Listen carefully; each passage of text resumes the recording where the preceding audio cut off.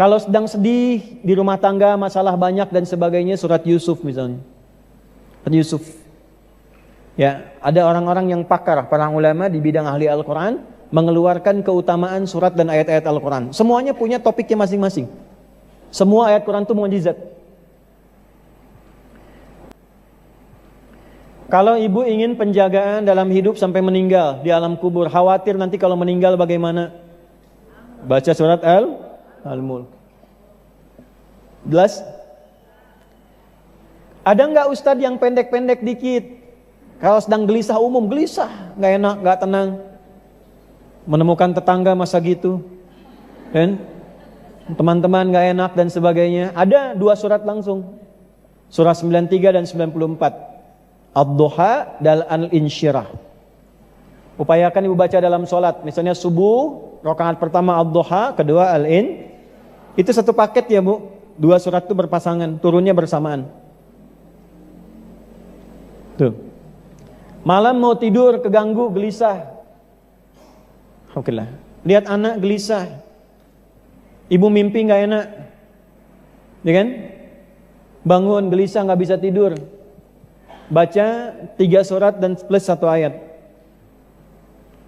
3 suratnya membuat kita akan lebih merasa nyaman, lebih dingin, lebih adem, lebih cool. Maka 3 cool. Qul huwallahu ahad. Qul a'udzu birabbil. Qul a'udzu birabbin. Nah, 3 surat ini membuat diri kita lebih cool. Terlindungi. Disebut dengan muawwadatis salat. 3 surat minta perlindungan dari kegalauan akibat gangguan-gangguan syaitan. Jadi ada nanti dari 7 itu, selain makna tawakal kepada Allah, makna khauf juga, memang satu andalannya setan, senjata andalan setan untuk membuat manusia frustasi sampai mengakhiri hidup. Ditemukan di mana itu? Ali Imran, pindah. Surah keberapa? Ketiga. Ayat berapa? 175. Innama dzalikumus syaitanu yukhawwifu awliya'ah. Quran surah ketiga ayat 175. Ada? Innama dzalikumus syaitanu yukhawwifu awliya'ahu fala takhafuhum wa khafuni in kuntum mu'minin. Itu yang tadi saya katakan, tafsir dari yang Al-Baqarah ayat 150 salah satunya. Sungguh yang mengakibatkan kadang, maaf ya, merasa depresi, anxiety, kebingungan, kegalauan, kegelisahan yang dalam, sampai menghukumi ini nggak mungkin, nggak bisa, stres dan sebagainya, nggak bisa melakukan apa-apa. Itu salah satu faktor yang terdalamnya. Sebetulnya bukan karena masalahnya, karena setan mengaktifkan senjata utamanya, membuat jiwa orang itu berkesimpulan bahwa ya sudah nggak bisa apa-apa saya. Sehingga kemampuannya nggak aktif. Alih-alih menyelesaikan masalah, dia memvonis dirinya sendiri. Ditakut-takuti sama setan. Itu bahasanya. Innama dzalikumus syaitan. Itu yang menyebabkan demikian itu setan. Yukhawwifu awliya'ahu.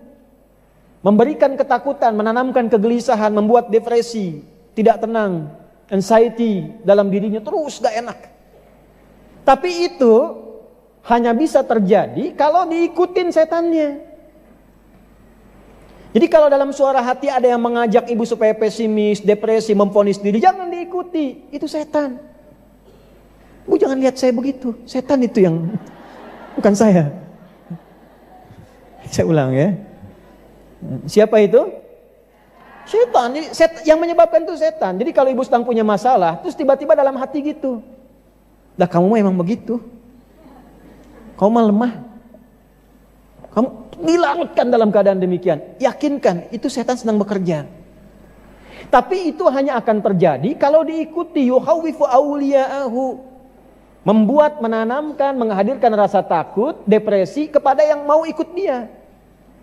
Lalu kata Allah begini, fala takhafuhum, jangan diikuti. Bu, jangan diikuti. Jangan takut dengan bisikan setan, jangan khawatir. Lawan itu, lawan. Gak benar nih. Kamu pasti bisa. Gak benar. Paksa sholat, paksa baca Quran. Lawan. Kalau nggak dilawan, nanti